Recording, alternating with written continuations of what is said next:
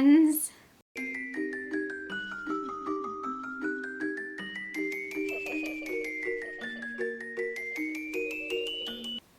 And welcome to a week of weird reading vlog. Ignore my hair right now. I typically have to do this or braids for my hair whenever I wash it, just so it's like not super flat. It's like heatless curls, but I know I look ridiculous, so I'm sorry. Great way to start off week of weird reading vlog. It is Sunday afternoon. It's like 1 o'clock ish, and it's very cold here. It's like in the 30s today, so yeah, I wasn't really ready for it to be cold all day again, and it's supposed to rain a bunch, so yeah, I'm definitely not going anywhere. I have started my week of weird TBR. I started listening to Mystery Walk by Robert R. McCammon.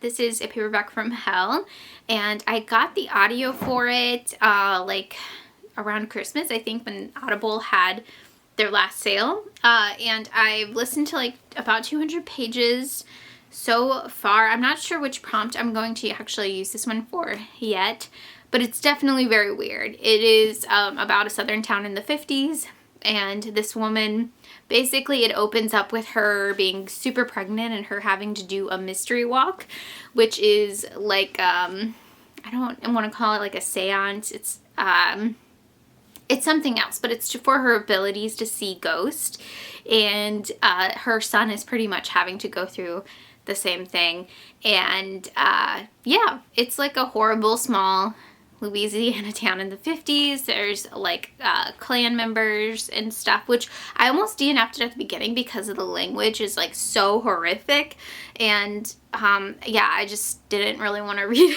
something like that. For the week of weird, I was just like, oh man, I'm like bummed out now. I don't want to listen to this, but it has lessened up a bit, I guess. Lessened up a bit. It's kind of mellowed out a bit, and right now I'm like in a carnival setting, which is cool. There was like a revival setting in it that kept me more engaged, but yeah, the beginning of this is super rough. It's horrific, and yeah, there's a lot of animal cruelty in this one too, so just be cautious of this one. Try to look up triggers if you can for this one, because it's a rough one for sure, but I'm still interested in where it's going to go. And then tonight I am hosting sprints, so I'm super excited to do that for Week of Weird. And yeah, this is my physical TBR I'm holding on to. So I have Black Paradox by Junji Ito. I'm borrowing this from the library, and it actually is due in 3 days, so I really need to read this. Again, I only have some of these memorized for the prompts. Gwen and Green by Hugh Zachary for the flora and fauna, and I think Old Weird as well. A Born Story, Strange Bird. I read Bored by Jeff Vandermeer like 2 years ago. Was it 2 years ago or 1 year ago? I don't know. But I freaking loved Born. It was so much fun. So I'm excited for this one. The Murders of Molly Southbourne by Tad Thompson. This is a sci-fi clown. I almost said sci-fi clown story. Where is my head? My head is like with the clowns. Anyways, this is a clone story. So, and it's short. These two are definitely like novellas, very short. The Cipher by Kathy Koje. This is a body horror book, and I know Kelsey's reading this as well, and I was like, ooh, I want to read more body horror by women for March.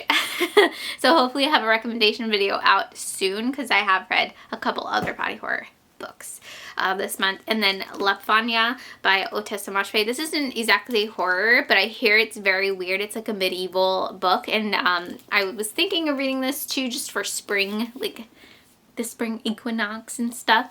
I hear there's a really awkward breastfeeding scene in this, so I'm very curious.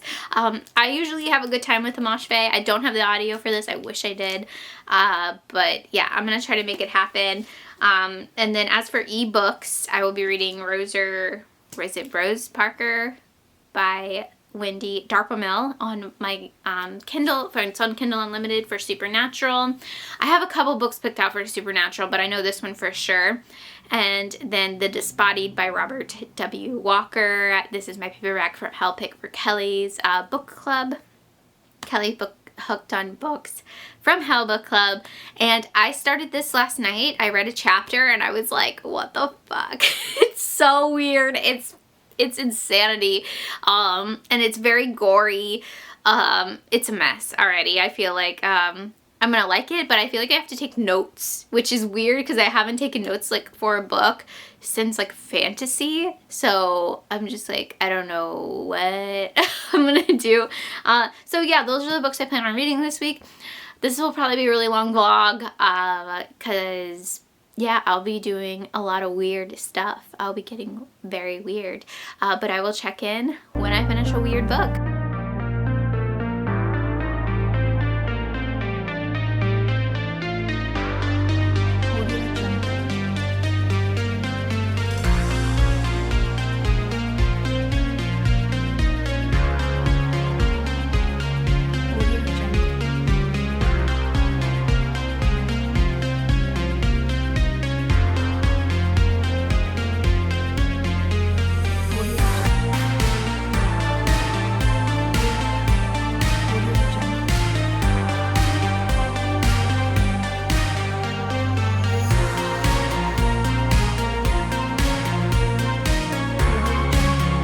Okay, so it is the next day. I'm really cold. Anyways, I'm like, I'm really cold. That's my check-in. No, I am currently on Amy Newell's channel. Amy Newell Reads, sprinting, doing some Week of Weird sprints, and then I'm hosting sprints again on my channel later tonight. It is Tuesday. I guess it's the third day of Week of Weird, and I did finish another book. I finished The Willows by Algernon Blackwood. This is a 100-page novella that inspired Kingfisher's The Hollow Places, and it's very reminiscent of The Hollow Places, of course, because it's kind of based off of that, but The Hollow Places is definitely more fun, I think. Just character-wise, how funny it was, but it does pay like a big homage and inspiration of this short story, which I had no idea that it was even based on anything else. So yeah, I had fun with it. I think I'm leaning towards like a 3 or 4 star for it. Yeah, I'd say it's kind of the same as The Hollow Places as well. It's just 2 friends like are canoeing instead of like it being like a touristy place. But yeah, it's on Scribd if you guys want to check it out. And I'm so excited to talk about this book. I haven't finished it yet, but The Cipher by Kathy Kojay.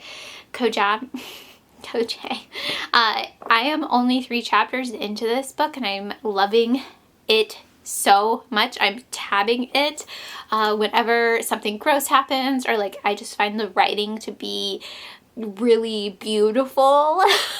This writing is so beautifully disgusting. I love it. This is about a couple who finds a black hole in their apartment. Well, they were kind of like about to break up, and then they find this thing together, and stuff is happening.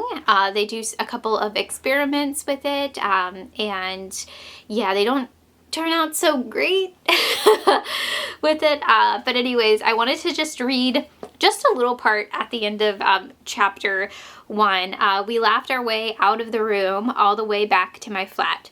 Laughed ourselves into the shower and screwed in the coolish spray, thready blood in the draining water, her skinny elbows protruding around me like the featherless wings of a bird.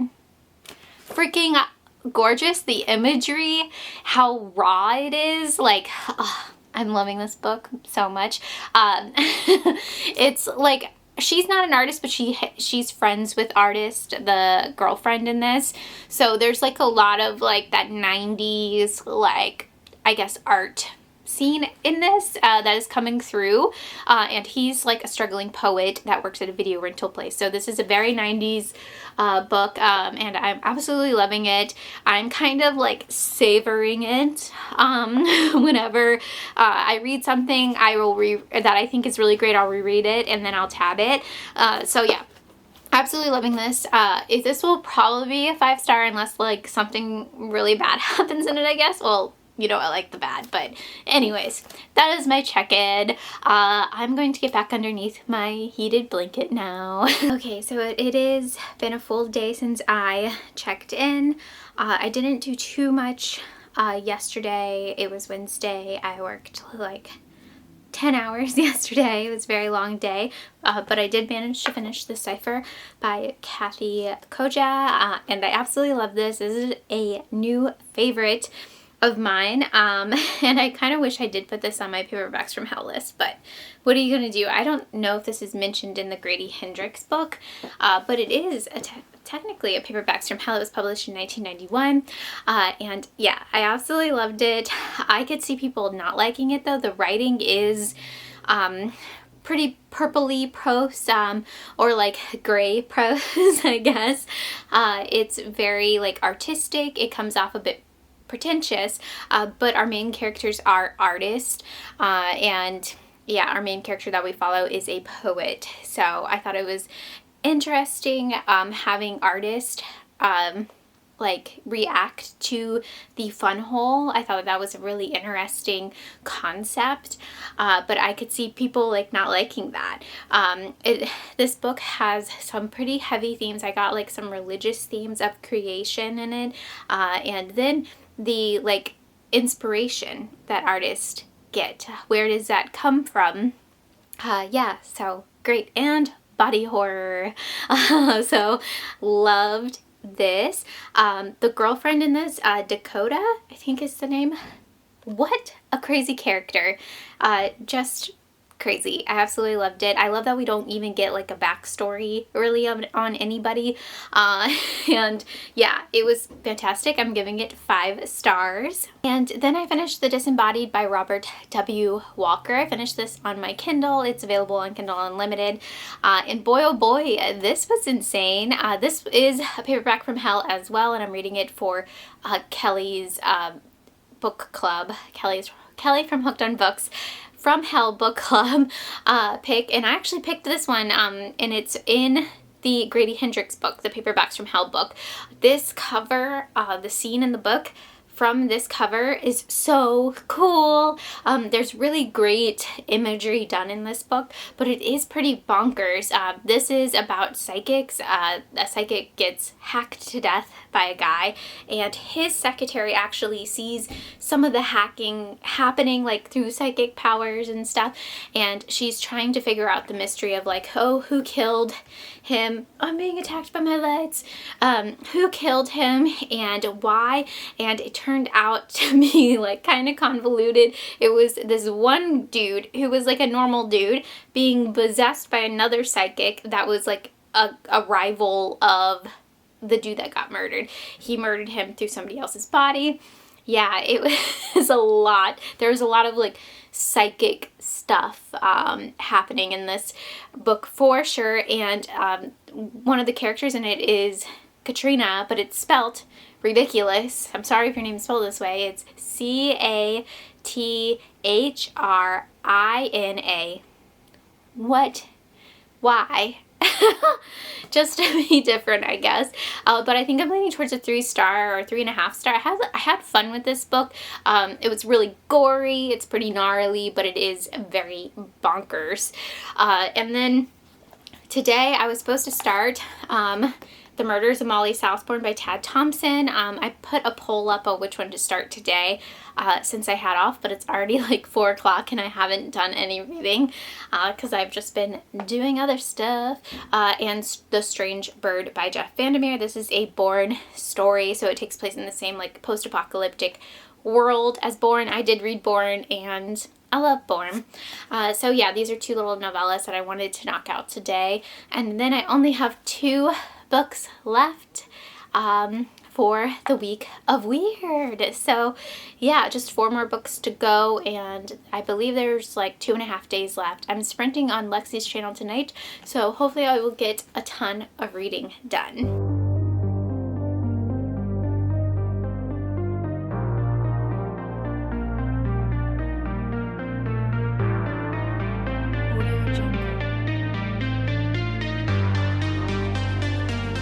Okay, so it has been a full 2 days since I checked in. It's Sunday now at like the afternoon.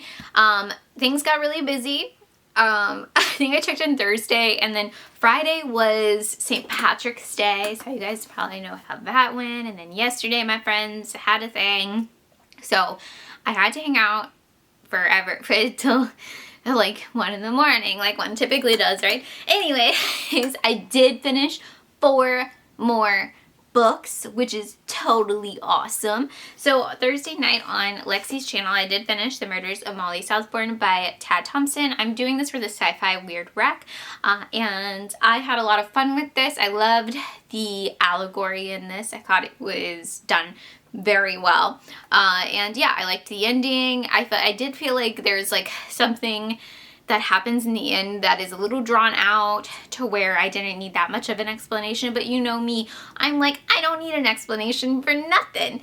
Nothing and no how. Stuff just happens when it happens, but I did really like this. There's some body horror in this that I was not expecting, but I was like, hello, is this a 5-star book? I think it is, just because of the body horror. But yeah, I'm thinking 4.5 or 5-star.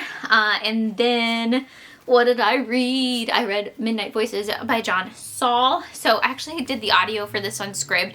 This month I was like, I'm gonna freaking read some John Saul books. So I've been listening to a couple of John Saul books, and this just happened to be one I was listening to this week while I did all my grown-up things I do that take no brain power. And I was like, you know what? This Kid Fit is weird. This Kid Fit is supernatural weird, and it is very bizarre. Also, Riley Sager, I'm looking at you for Lock Every Door, because this is freaking Lock Every Door, you guys. It's just done a little bit differently. It's more supernatural, but it's like the same thing. It takes place in a Manhattan fancy apartment building, and there's creepy stuff going on, and there's creepy people. And yeah, what goes on, if you read Lock Every Door, it's very much the same ending, but it's something else going on with the people, you know. So yeah, kind of boring. I would say not mediocre though, for sure, because of the ending, but definitely boring until the ending. But overall, I was enjoying every second of it because the weirdness. So I think I'm leaning towards a 3. I think this is my best John Saul I've read by far yet in my John Saul universe. So Midnight Voice is definitely worth checking out. And then The Strange Bird by Jeff Vandermeer, a Bourne story. If you haven't read Bourne, don't read this because you're not going to know what's going on. But it was cool to hear from Mord again. Well, we don't hear from Mord. You get to see Mord again from afar, and Strange Bird trying to figure that out. You have the same characters. You have the musician. You have Rachel. It was good. It was a decent time, but very short. And yeah, I just don't think I got like a ton from it. Definitely sci-fi, weird. I think I'm leaning towards like a 3.5. And then to end the vlog, I did it. I did not think I was going to get to this book, but I really focused at work. I worked a really long day yesterday before I went out, and I was like, I gotta focus, hyper focus.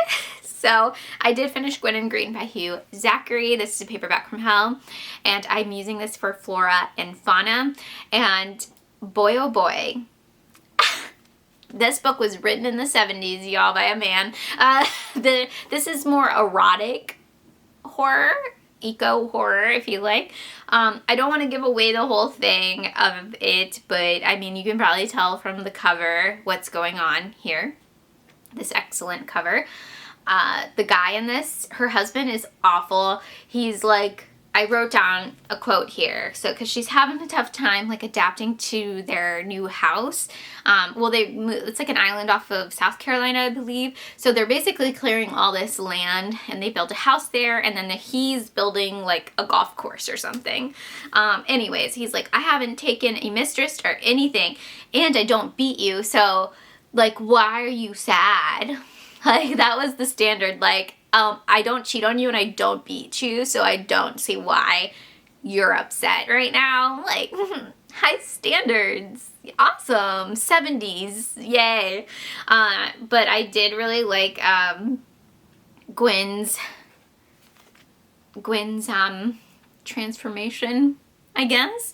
But it was definitely written by a guy. So I'm like kind of torn. I'm like, I really like what Gwen does in this. I like her transformation.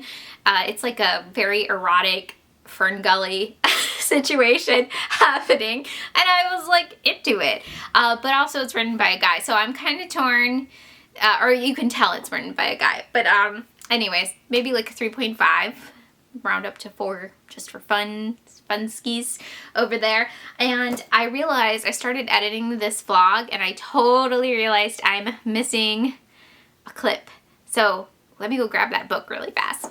So I forgot to talk about Black Paradox by Junji Ito. I had to return this, so already I really liked it. It was very, very weird. Very weird. It was fantastic. If you haven't read it, I highly suggest checking it out. And I think I'm giving this one 5 stars just because it was so much fun. The characters were really, it was funny because it was so self-aware. And yeah, it felt like just a fun time. It was just a fun time, so I gave it 5 stars. Anyways, Mystery Walk by Robert R. McCammon. I did finish this one way at the beginning of this vlog. So I'm going to try to remember what happened. I know it happened. And it was interesting. Let's just say that. The villain in this is definitely like very weird. I think this would fit under the supernatural pick for the prompt for weird, for sure. Very supernatural, weird stuff going on with ghosts. I really liked the like revival stuff in this, and like the carnival, like the 50s carnival scene. I really liked those aspects of it, but there's other aspects of this that I feel like weren't needed, and there's also something that is definitely rushed in the end, and like you could tell he forgot, like, oh yeah, I totally forgot like why I did this like throughout. So like there's just stuff that seems off. So I think I'm gonna be leaning towards like a 3.5, round up to 4. I did enjoy very weird, but yeah, it was great. So I read a ton of books in this vlog. So let me know what you read for the week of weird, or just what you ended up reading this week. How's your March reading going? And I hope you guys have an awesome day. I'll talk to you later.